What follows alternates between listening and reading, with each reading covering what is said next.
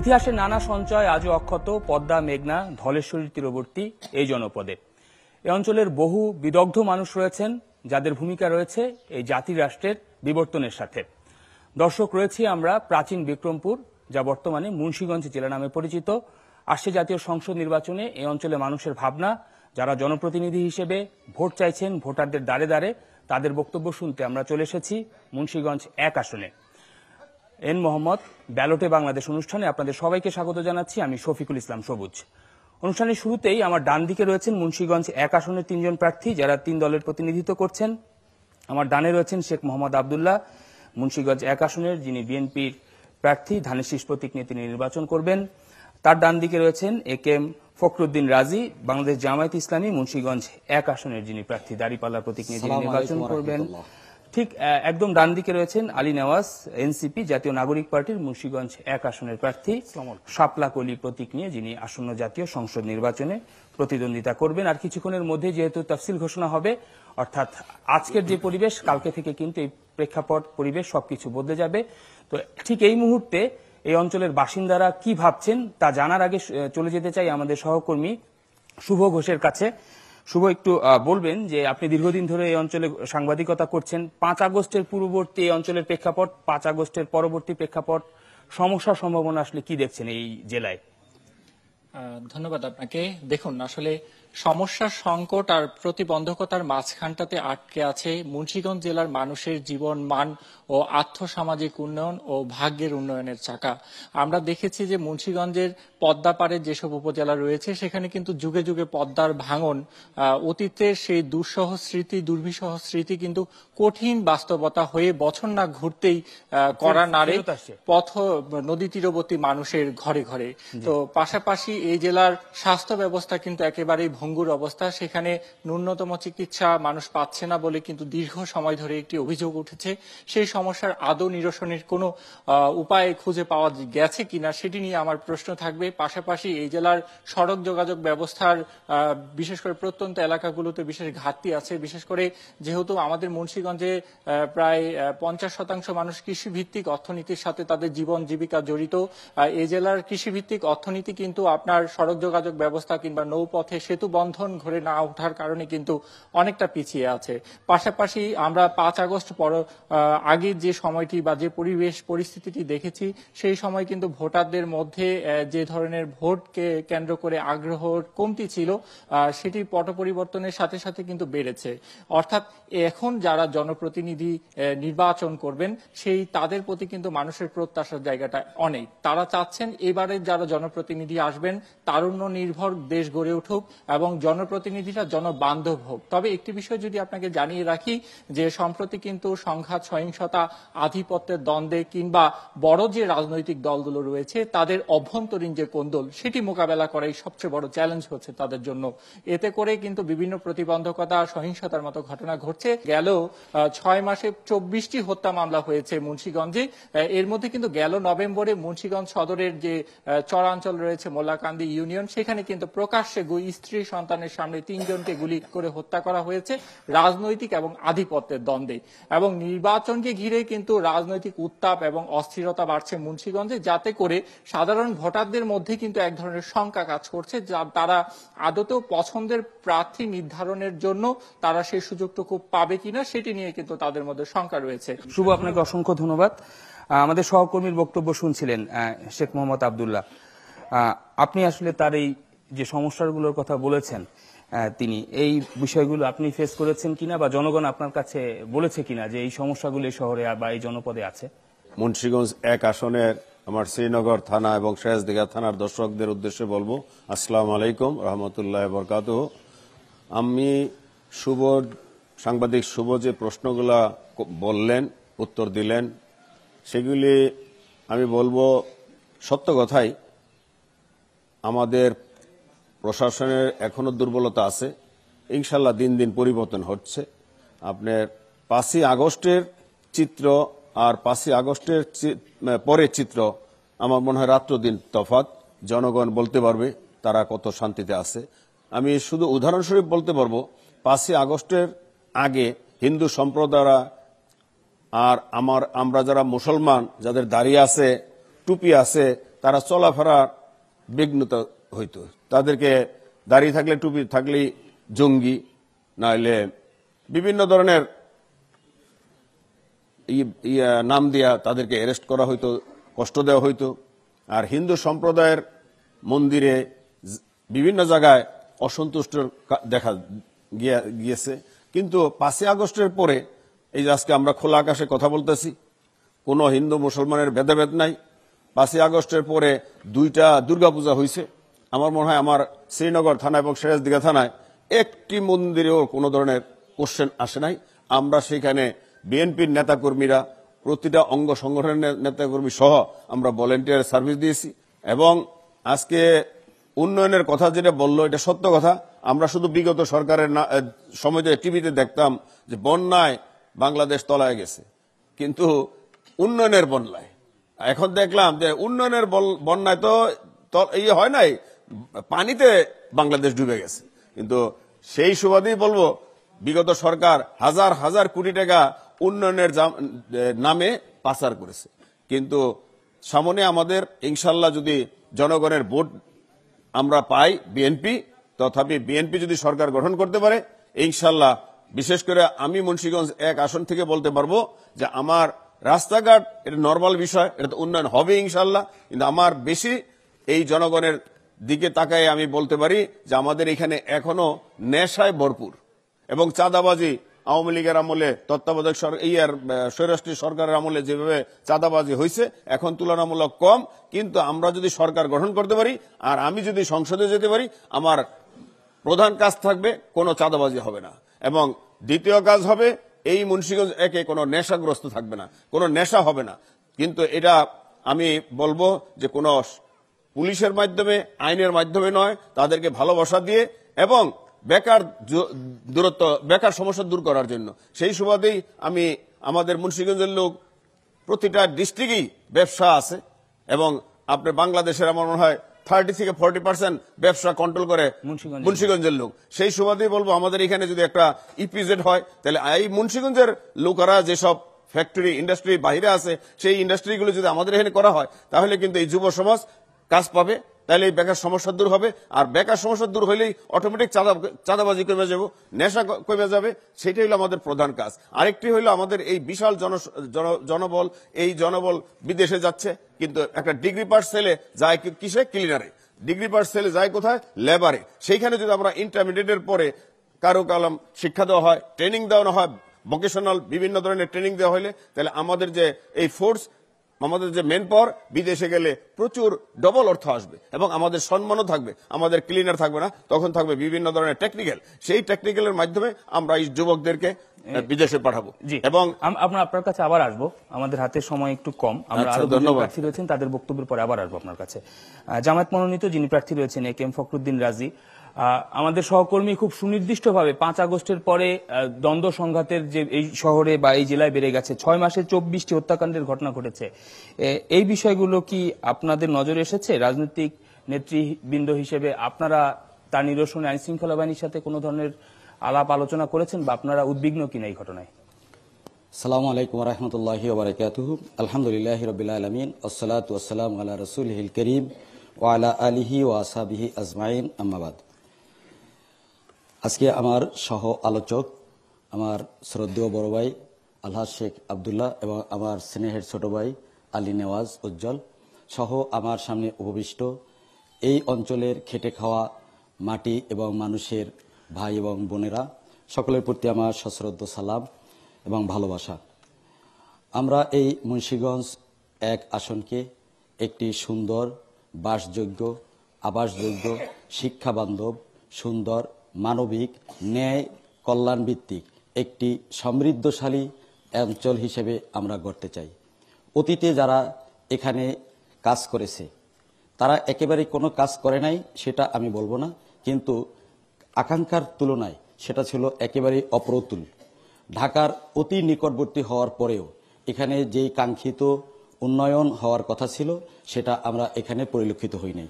সেজন্য বিগত যে সরকারগুলো 54 বছর আমরা দেখেছি, তারা সকলেই এখানে ব্যর্থতার পরিচয় দিয়েছে। এজন্য এবারে মানুষ পরিবর্তনের আওয়াজ তুলতেছে, যে আমরা নতুন কাউকে দেখি পুরানকে বাদ দিয়ে নতুন কাউকে দিয়ে আমরা সুন্দর একটি মুন্সিগঞ্জ আমরা গড়তে পারি কিনা। সেজন্য আমরাও আশায় বুক বেঁধে আছি যে আমরা সকলকে নিয়ে মুন্সিগঞ্জ 1 আসনকে একটি মডেল অঞ্চল হিসেবে আমরা এখানে গড়ে তুলব। সে কারণেই আমরা এখানে দল মত নির্বিশেষে সকলকে নিয়েই আমরা এখানে কাজ করব। এখানে 5 আগস্ট পূর্ববর্তী আইনশৃঙ্খলা বাহিনীর আইনশৃঙ্খলা পরিস্থিতি একেবারেই খারাপ ছিল, কিন্তু এখন যে খুব ভালো হয়ে গেছে তা নয়।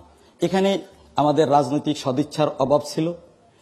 আমরা কোনো ক্ষেত্রে আমরা দেখেছি যে চাঁদাবাজি, সন্ত্রাস, রাহাজানি, লুটতরাজ সেটার ব্যক্তির পরিবর্তন হয়েছে, কিন্তু ঘাটের পরিবর্তন হয় নাই। হয়তো একজনে আগে করতেন, এখন আরেকজনে শুরু করে দিয়েছেন, কিন্তু সেখানে রাজনৈতিক পৃষ্ঠপোষকতাও অবশ্য ছিল। এটা এই জাতি হিসেবে এবং এলাকার জনগণ হিসেবে আমরা এটা পরিলক্ষিত হয়েছে। আর না হয় এই 5ই আগস্টের পরে আমাদের সারা বাংলাদেশেও যেরকম খুনাখুনি হয়েছে, লুটতরাজ হয়েছে, মুন্সিগঞ্জেও কম বেশি এখানেও হয়েছে, কিন্তু এর পিছনে দেখা যাচ্ছে আধিপত্য বিস্তার, রাজনৈতিক দ্বন্দ্ব এবং গ্রুপিং, এগুলোর কারণেই এই সংগঠিতগুলো বেশি হয়েছে। এবং আইনশৃঙ্খলা বাহিনীর এখানে কিছু দুর্বলতা, সেটা আমরা 5ই আগস্টের পরে আমরা দেখেছি। আমরা চেয়েছিলাম 5ই আগস্টের পরে যেরকম এই জাতির ফেসিস্ট ভিন্ন সকলে আমরা ঐক্যবদ্ধভাবে প্রথম পর্যায়ে যেভাবে বাংলাদেশটাকে আমরা একত্রে ছাত্র জনতা সকলকে নিয়ে আমরা একত্রে যেভাবে কাজটা শুরু করেছিলাম, কিন্তু কয়েকদিনের ভিতরেই দেখলাম যে না, আমরা সেখানে স্থির থাকতে পারতেছি না।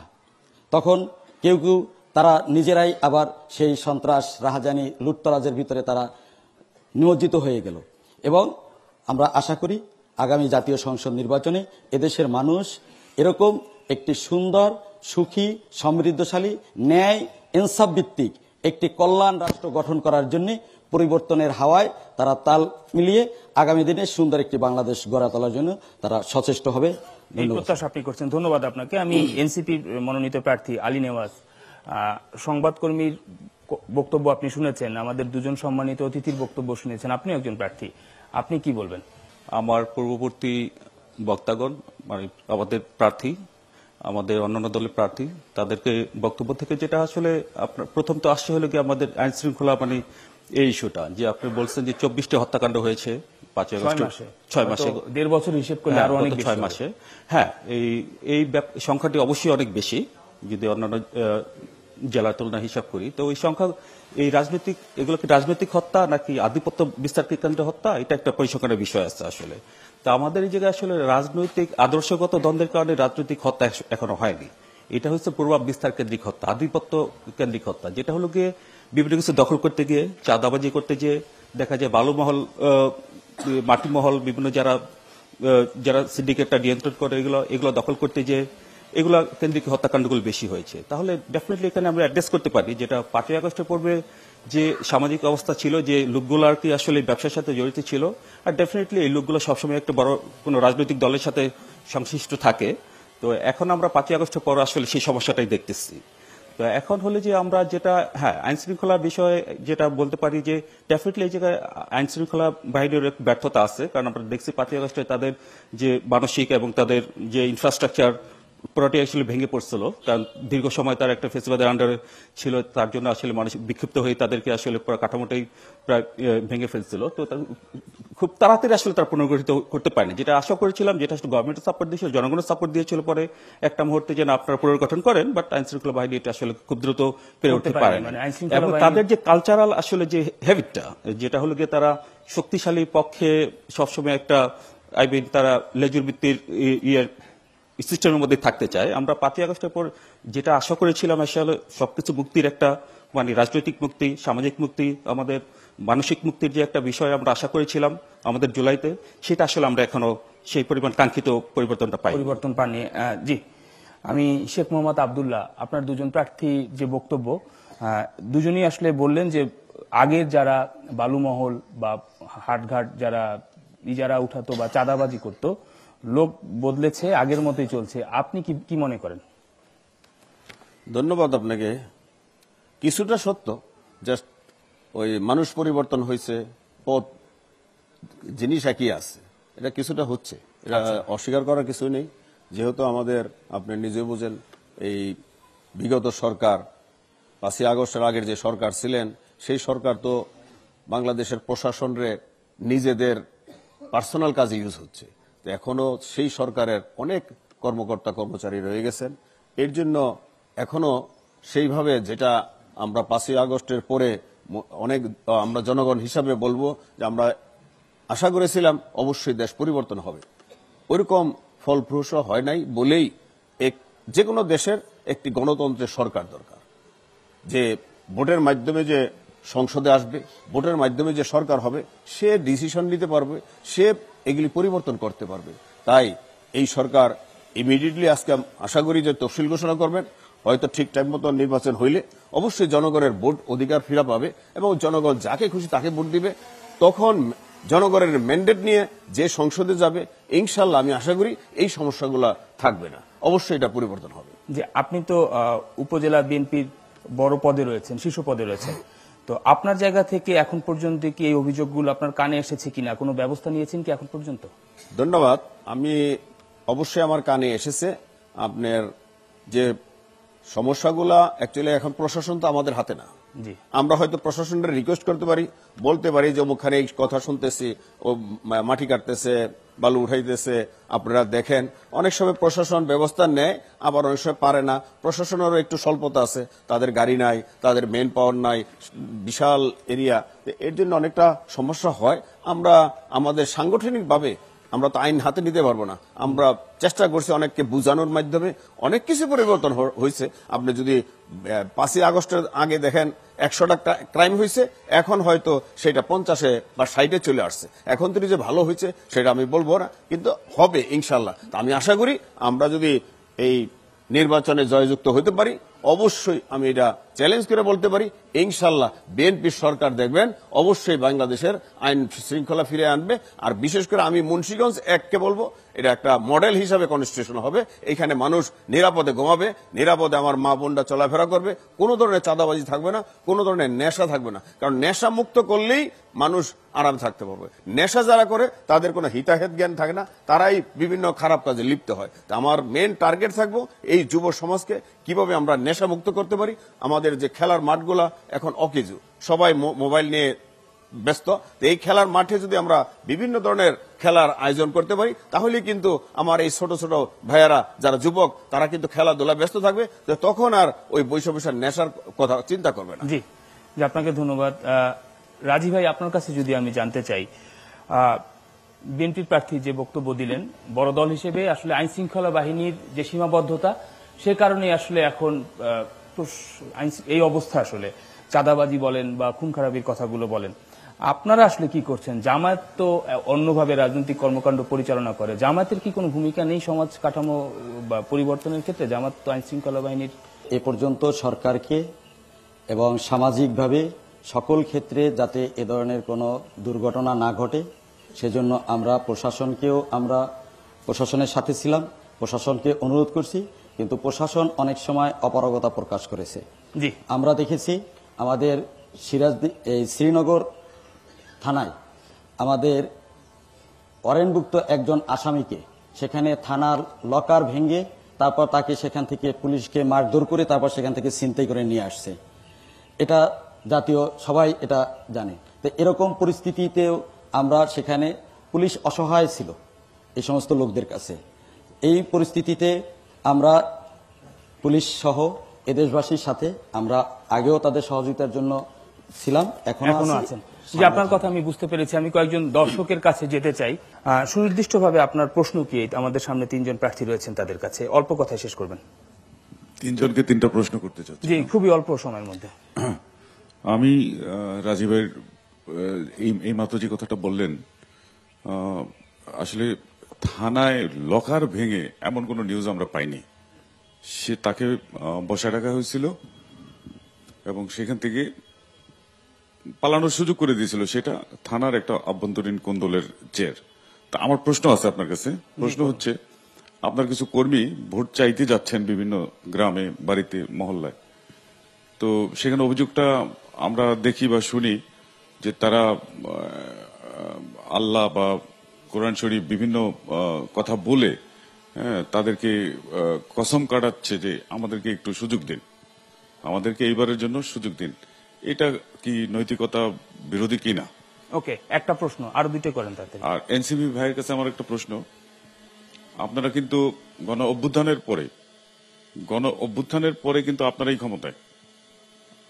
ক্ষমতার অংশ বা ক্ষমতাই আপনারা ভোগ করতেছেন, এবং আপনাদের শাসন আমরা দেখতেছি গত 1 বছরের উপরে।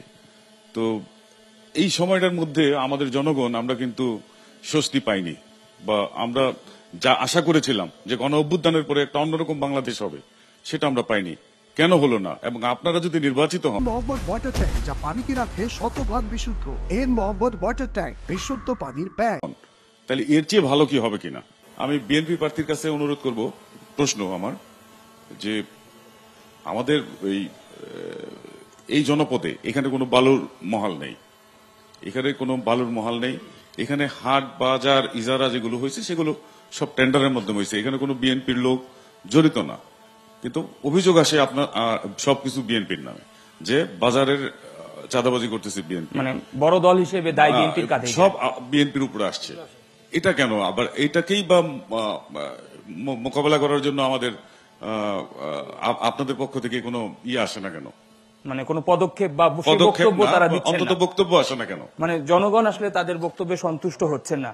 আমরা কয়েকজন দর্শকের বক্তব্য শুনছিলাম, 3 জন প্রার্থীর কাছে একজন দর্শকের স্পেসিফিক 3টি প্রশ্ন ছিল। আমার ঠিক ডান দিকে যেহেতু রয়েছেন বিএনপির প্রার্থী শেখ মোহাম্মদ আব্দুল্লাহ, বিএনপির কাছে তার যে কোয়েশ্চেন, যে বালুমহাল সহ অন্যান্য আরো যে ঘটনাগুলো ঘটে, বড় দল হিসেবে দায় বিএনপির কাঁধেই পড়ে কিনা, বা বিএনপি আসলে এই দায় এড়াতে পারে কিনা, আসলে আপনাদের বক্তব্য কি? জনগণের আসলে এই মেসেজগুলো পাচ্ছে না। ধন্যবাদ আপনাকে, এবং ধন্যবাদ আমার এই যে কোশ্চেন করলেন জনগণ, তাকেও ধন্যবাদ দিব। অ্যাকচুয়ালি সব সময়তেই আপনারা জানেন, যদি আমার উত্তর দিতে একটু দেরি হবে, বিএনপির এই স্বৈরাচারী সরকারও চেষ্টা করছে বিএনপিকে দাবায় রাখার জন্য, বিএনপিকে ধ্বংস করার জন্য। এর জন্য অনেক নেতাকর্মীদেরকে তারা অপহরণ করেছেন, গুলি করে মেরে ফেলেছেন, পুঙ্গ করছেন। আমি শুধু উদাহরণস্বরূপ আপনারা বলবো, এই 5ই আগস্টের পরে আমাদের সরকার হাতে ছিল না, আমরা শুধু আমাদের কর্মী বাহিনী দিয়া, এই যে আজকে একটা কথা শুনলাম আমি, যে শ্রীনগর থেকে একটা আসামি জেল থেকে পালায়ে গেছেন। দেখেন আপনি, ওই দিনকে আমাকে অনেক সাংবাদিকরা কোশ্চেন করছিলেন, আমি শুধু উত্তর দিছিলাম আপনারা কথা শুনে কাজ করবেন না। 2টা থানার ভিতরেই আমি একদিন ভিজিটে যাই দেখি যে কারেন্ট নাই। আবার শুনলাম যে আমাদের বিএনপির লোকরা এখানে এইসব বসে। আমি সাথে সাথে আমার নিজের টাকায় 2 থানাতে ক্যামেরা সেট করে দিছি এবং আইপিএস দিয়ে দিছি। ওসি সাহেবরে বলে দিছিলাম যে আমাদের কোন নেতা কর্মী আপনার এখানে আসবে না। আমার প্রতিটা মিটিংয়ে আমরা ঘোষণা দিচ্ছি, আমার নেতা তারেক রহমানও ঘোষণা দিচ্ছে, বিএনপিতে কোনো সন্ত্রাসের জায়গা নাই, বিএনপি কোনো নেশাগ্রস্ত লোকের জায়গা নাই। আমিও কিন্তু এই সরাসরি বলে দিতেছি, আমার মুন্সিগঞ্জ 1-এ কোনো নেতা কর্মী চাঁদাবাজি করতে পারবে না। এই ধরনের কোনো কিছু থাকলে আমাদেরকে জানান, অথবা তাকে ধরে রাখেন, আমরা তাকে বহিষ্কার করব। এই যে বিগত দিনে হাট বাজারের কথা যেটা বললো, বালুর মহল যেটা বললো, অ্যাকচুয়ালি মুন্সিগঞ্জ 1-এ কোনো বালুর মহল নাই। আর যে হাট বাজারের কথা বললেন, প্রতিটা হাট বাজার টেন্ডারের মাধ্যমে হয়েছে, কিন্তু ওই যে দোষটা কিভাবে বিএনপিকে ঘায়েল করা যায় সেই চেষ্টা করে।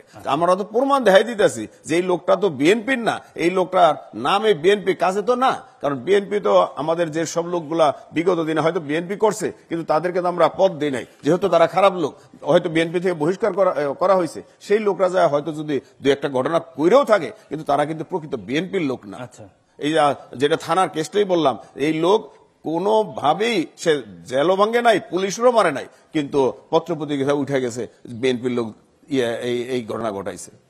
আমি আপনি এখনো যদি ওই ক্যামেরার ফুটেজ দেখেন, দেখবেন যে সে তো জেলখানা ভাঙ্গেই নাই, তা সে কিভাবে চলে গেছে এটা আল্লাহ ছাড়া কেউ জানে না। আমি বিশ্বাস করি অবশ্যই আল্লাহ এটা ভালো করে জানেন।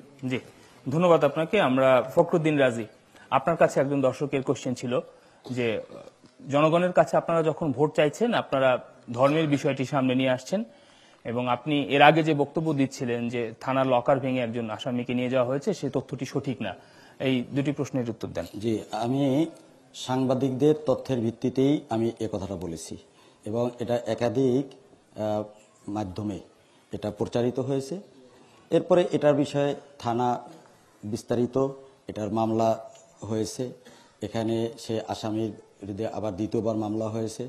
সেখানে কারা কারা অকারেন্স করেছে সে বিষয়টা একেবারে স্পষ্ট।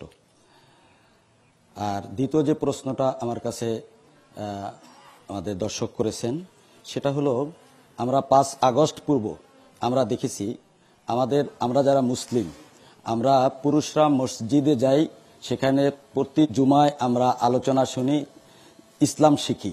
কিন্তু মহিলাদের জন্য ইসলাম শিক্ষার পদ্ধতি হলো আবহকাল থেকেই তালিমের মাধ্যমে মহিলাদেরকে ইসলাম শেখানো হয়, মক্তব ভিত্তিক শিক্ষার মাধ্যমে ইসলাম শেখানো হয়। এখন এটাকে যদি আপনি রাজনৈতিক কোনো কর্মকাণ্ড মনে করেন তা আলহামদুলিল্লাহ, তারা আমাদের রাজনৈতিক আদর্শের সাথে আমাদের হয়তো মিল আছে। সেজন্য যারা এই তালিম তরবিয়াতের কাজ করে তাহলে মনে করব যে তারা সবাই আমাদের সাথে আছেন আলহামদুলিল্লাহ। আর ভোট চাওয়ার ক্ষেত্রে আমাদের যারা জামাত ইসলামীর আমাদের একটা সুসংগঠিত একটি সংগঠন, আমাদের লিফলেট আছে, পরিচিতি আছে, আমাদের ভাই এবং বোন সকলকেই দেওয়া হয়েছে যে এখানে যে কথাগুলো আছে এই কথাগুলোর আলোকেই আপনারা সবার কাছে ভোট চাবেন।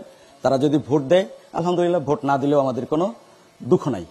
কিন্তু যদি কেউ এরকম সুনির্দিষ্ট যদি দর্শক আমাকে বলতে পারেন যে আপনার অমুক জায়গার একজন কর্মী সে যে কথাটা আমরা জাতীয়ভাবে একটা মিথ্যাচার প্রচার করা হচ্ছে যে জান্নাতের কোনো টিকিটই নেই, এইটাই তো জামাত ইসলাম বিশ্বাস করে না, তার টিকিট বিক্রি করবে কেমনি? এটা জাতীয় পর্যায়ের নেতারা যদি এরকম মিথ্যাচার করে তাহলে এটা আসলে দুঃখজনক। এই জন্য আমরা অনুরোধ করব যে আপনারা যদি ওই কোনো এলাকায় এরকম কোনো বোনকে যদি পান তা তাদেরকে বলবেন যে না আপনারা এভাবে করেন না, আপনারা ওইভাবে করেন। যেটার কালচার ইনশাল্লাহ আমরা শুরু করব যে আমরা মিলেমিশে এখানে সকলকে সহযোগিতা। ধন্যবাদ আপনাকে। আমি এনসিপির প্রার্থী আলী নেওয়াজ। জনগণ বলছিলেন যে জুলাই অভ্যুত্থানের যে আকাঙ্ক্ষা, সে আকাঙ্ক্ষার কারণে বা জুলাই আন্দোলন সব দলমত একাকার হয়ে গিয়েছিল এবং গণঅভ্যুত্থান থেকে জন্ম হওয়া আপনাদের দল, আপনাদের কাছে অনেক বেশি প্রত্যাশা ছিল। সেই প্রত্যাশা পূরণ আপনারা কতখানি করতে পেরেছেন? দর্শক খুব একটা সন্তুষ্ট না এনসিপির কার্যক্রমে। ধন্যবাদ। আসলে প্রশ্নটা পুরোপুরি এমন ছিল না। প্রশ্নটা ছিল যে হয়তো আমরা সরকারে আছি, আমরা জুলাই অভ্যুত্থানের পরে আমরা পাওয়ারে আছি। তো এই পারসেপশনটা আসলে যে দর্শক করেছেন আসলে এটা ওনার মতো অনেকেই আসলে সিমিলার পারসেপশন ধারণ করেন। বাট বাস্তবতা কি আসলে? বাস্তবতা হলো গিয়ে এটা একটা অন্তর্বর্তীকালীন সরকার হয়েছে। তো অন্তর্বর্তীকালীন সরকার 5ই আগস্টের পরে যখন গঠিত হয় তখন জুলাই আন্দোলনের নেতৃত্ব যারা দিচ্ছে আসলে তাদের থেকে কিছু ফি অফ সিলেক্ট করেছে যাতে টেকনোক্রেট এখানে হিসাবে উপদেষ্টা হিসাবে তারা জয়েন করেছে।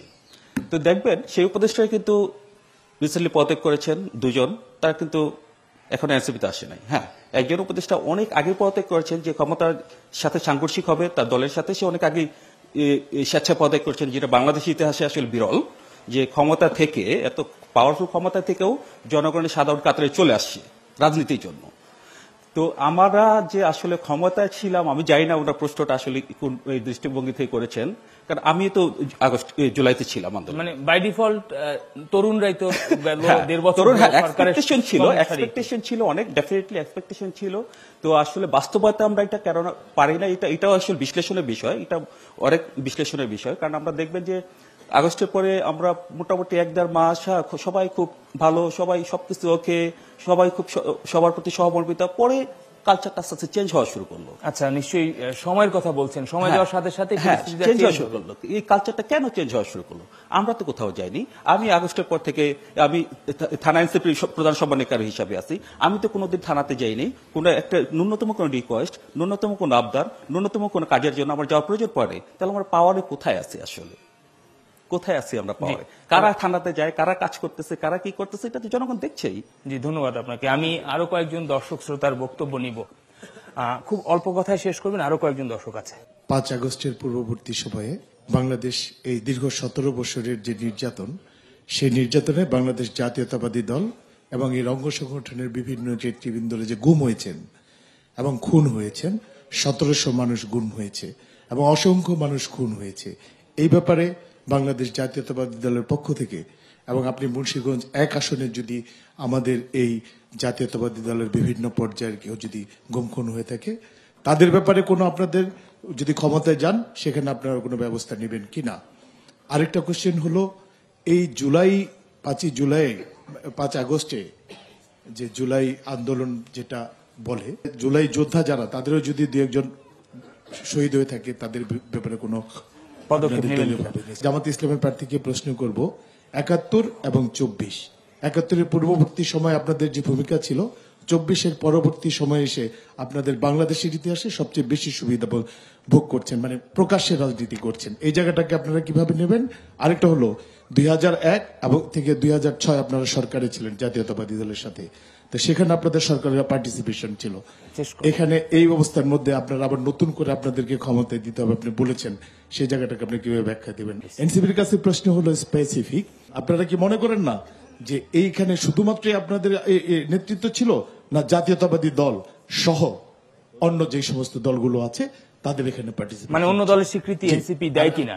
আর হলো নাহিদ ইসলাম এপিএস সহ তাদের যে সমস্ত বিরুদ্ধে অভিযোগ রয়েছে চাঁদার, সেই জায়গাগুলোতে আপনাদের আমি আপনার জানতে চাচ্ছি। আপনাকে অসংখ্য ধন্যবাদ। আমি একজন তরুণ ভোটারের বক্তব্য একটু নিতে চাই, একটু বলবেন আপনারা কি চান এই অঞ্চলের বাসিন্দা হিসেবে?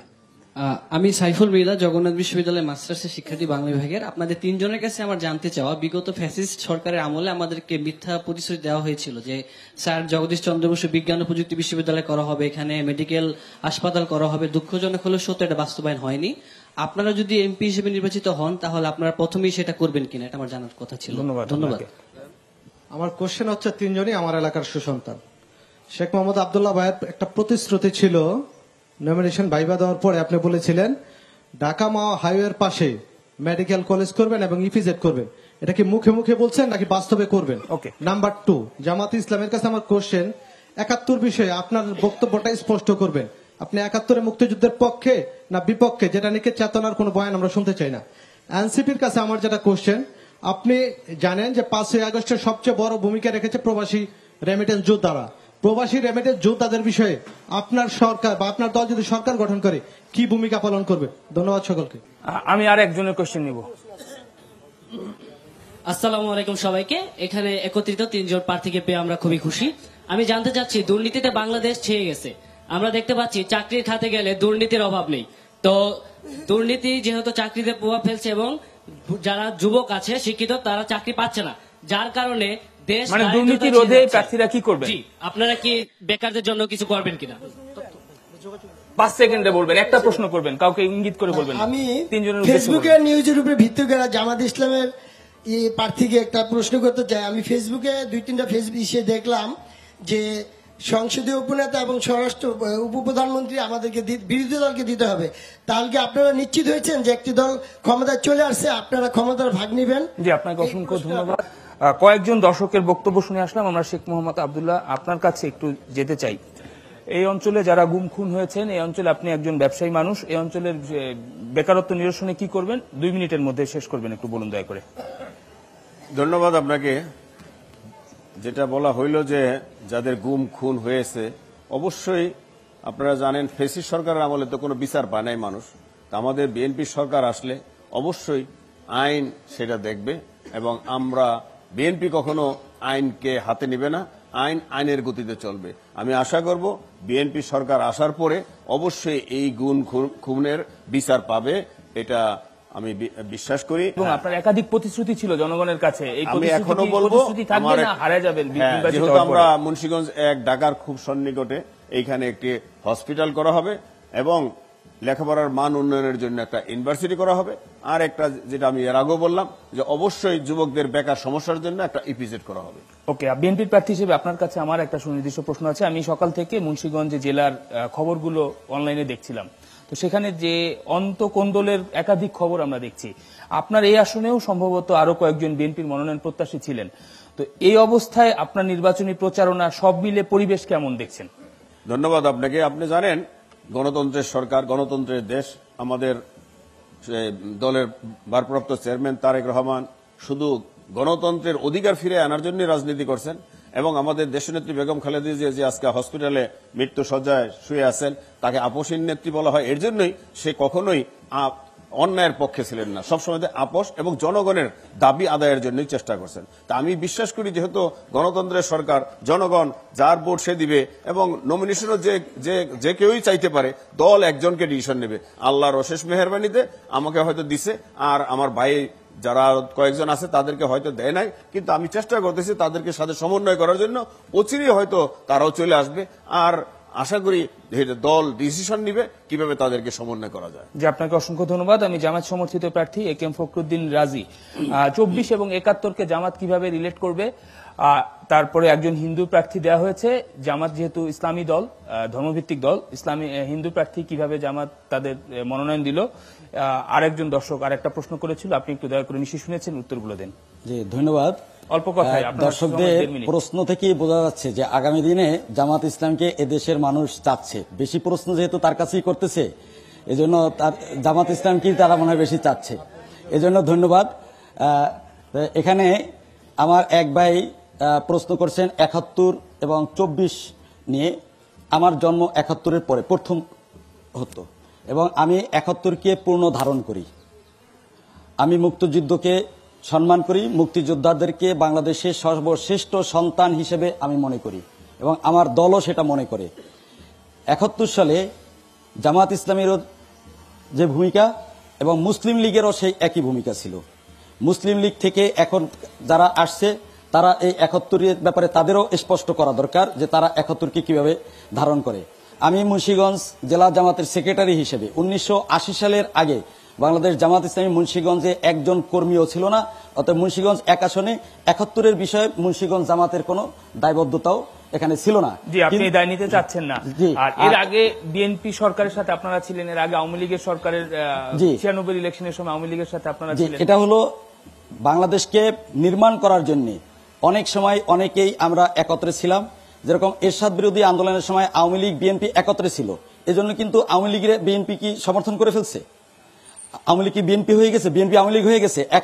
86 পর থেকে 91 সাল পর্যন্ত একত্রে আওয়ামী লীগ বিএনপি আন্দোলন করেছে, এবং সংসদীয় পদ্ধতি প্রতিষ্ঠা করার জন্য সংসদে আইন পাস করেছে আওয়ামী লীগ এবং বিএনপি ঐক্যমতে, এবং সেখানে জামাতও ছিল। 3 দল সবাই মিলে বিএনপির বিপক্ষে বিএনপিকে নিঃশর্তভাবে ক্ষমতায় বসিয়েছিল জামাত 91 সালে। বিনা শর্তে জামাত সমর্থন করার কারণে বিএনপি ক্ষমতায় আসছে।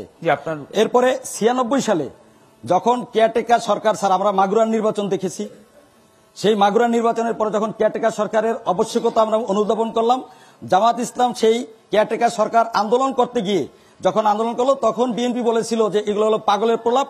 পরবর্তীতে সেই বিএনপি সেই দাবির জন্য এখনো আন্দোলনের ভিতরে আছে, জামাতের সেই আন্দোলনের সাথে। অতএব জামাত আওয়ামী লীগের সাথে কোনো নির্বাচন করে না, শুধু আন্দোলন করছে কেয়ারটেকার সরকার প্রতিষ্ঠা করার জন্য। হিন্দু প্রার্থীর বিষয়ে এক লাইনে একটু বলবেন। হিন্দু বাংলাদেশের একটা মেজরিটি পার্সেন্ট হিন্দু লোক বসবাস করে, এবং ওই এলাকাটা হিন্দু অধ্যুষিত এলাকা। সেই কারণে জামাত ইসলাম মনে করেছে ওখানে একজন হিন্দু প্রতিনিধি হলে তাদের পক্ষে সংসদে এসে কথা ভালো বলতে পারবে। দয়া করে বলুন, আপনার কাছে কয়েকজনের কোশ্চেন ছিল। তো এখন হলো কি আসলে জুলাইটা আমরা কখনোই আসলে এনসিপি যারা নেতৃত্ব আছে কখনোই স্বীকার করি নাই যে আমরা একাই করেছি। আসলে কয়েকদিন আগেও নাহিদ ইসলাম বলেছেন যে আমাদের যে দলীয় প্রধান যে জুলাই অভ্যুত্থানটা ছিল সব মানুষের অংশগ্রহণের ফসল। আর মাস্টার মাইন্ড থিওরি যেটা মার্কেটে আসছে আসলে প্রথম থেকে, এটা হলো সরকার থেকে আসছিল। আসলে অন্তর্বর্তী সরকার থেকে এই মাস্টার মাইন্ড থিওরিটা আসছিল, যেটা ভাইরাল হয়ে গেছে, মানুষের মুখে পৌঁছে গেছে। না আমরা বুঝি মাস্টার মাইন্ড, আমরা এই থিওরিতে বিশ্বাস করি। আসলে আমরা এই থিওরিতে বিশ্বাস করি না। আমরা মনে করি যে হ্যাঁ, আমাদের যারা নেতারা আছেন তারা এটা নেতৃত্ব দিচ্ছেন, সাহস দেখিয়েছেন। তারা একবার সাহস দেখিয়েছেন, 2বার সাহস দেখিয়েছেন, 3বার সাহস দেখিয়েছেন। 1 মাসের মধ্যেই তখন জনগণ জেগে উঠছে, সব জনগণ অংশগ্রহণে আসলে জুলাই অভ্যুত্থানটা করেছে। আর হলো কি আরেকটাই ছিল যে হ্যাঁ, প্রবাসী রেমিটেন্স। প্রবাসী রেমিটেন্স, প্রবাসীদের জন্য আমরা আসলে কি করব ভবিষ্যতে। এখন আসলে এই দেশে আসলে দেখা যাচ্ছে অনেক দিন ধরে আসলে এটা নট নাও, ইভেন সব সরকার প্রবাসীদের জন্য কিছু করার চেষ্টা করেছে আসলে, বাট এটা টেকনিক্যাল অনেক সমস্যার কারণে আসলে হয়ে ওঠে নাই, কারণ আমাদের আসলে প্রশাসনিক দুর্বলতা অনেক, কারণ আমাদের যে ফরেন উইংস গুলো আছে যেভাবে কাজ করার কথা আসলে এটা কখনো আসলে এখনো ফাংশনাল হয় নাই, কারণ আমাদের সেই পরিমাণ ডিপ্লোমেট ব্রোকারেট আসলে আমরা সেই পরিমাণ আসলে তৈরি করতে পারি নাই, এই জন্য আসলে আমরা ডেলিভারি করতে পারছি না, আসলে তাদেরকে সেবা দিতে পারছি না প্রবাসীদের জন্য। বাট আমার মুন্সিগঞ্জ এক নিয়ে একটা ইউনিক আইডিয়া আছে, যেটা হলো গিয়ে প্রবাসীদের জন্য আমি যারা আসলে আমাদের অর্থনীতিটা আসলে অনেকটাই সে নির্ভর আসলে ফরেন রেমিটেন্সের উপরে, যেটা হলো গিয়ে আমাদের যেটা করতে হবে হলো গিয়া আমাদের শিক্ষার দিকেও আমরা খুব নিম্নমুখী আসলে মুন্সিগঞ্জে, যেটা সত্য কথা। তো আমাদের যেটা যেহেতু প্রবাসমুখী আসলে টেন্ডেন্সি, সেটা হলো আমি যেটা করব ক্লাস 8 থেকে আসলে ক্লাসিফিকেশন করব যে কে কোন দিকে যাবে আসলে। যদি কেউ হায়ার এডুকেশনে যায় তাকে হায়ার এডুকেশন ড্রাইভ করব, আর মোস্টলি লাইক না হলে তাকে ডিরেক্ট তাকে টেকনিক্যাল ভোকেশনাল দিকে চলে যাবো। ধন্যবাদ আপনাকে। আর প্রবাসীদের জন্য একটা ওয়ান স্টপ সার্ভিস চালু করবে, তাদের আসলে জমি জমা সংক্রান্ত বিদেশ থেকে অনেক অন্যায় অবিচার শিকার হয়, সামাজিক এই বিষয়গুলো অ্যাড্রেস করে মুন্সিগঞ্জ এক কেন্দ্রিক আমি একটা ওয়ান স্টপ সার্ভিস চালু করবো প্রবাসীদের জন্য। আপনাকে অসংখ্য ধন্যবাদ। নিশ্চয়ই আপনার যে পরিকল্পনাগুলো রয়েছে বা আপনিও যদি নির্বাচিত হন সেগুলো বাস্তবায়ন করবেন এবং এই অঞ্চলের মানুষ তা দেখবে। দর্শক, এই ছিল আজকে চ্যানেল 24 এন মোহাম্মদ ব্যালটে বাংলাদেশ অনুষ্ঠানে মুন্সিগঞ্জ থেকে আমাদের সাথে থাকার জন্য ধন্যবাদ সবাইকে।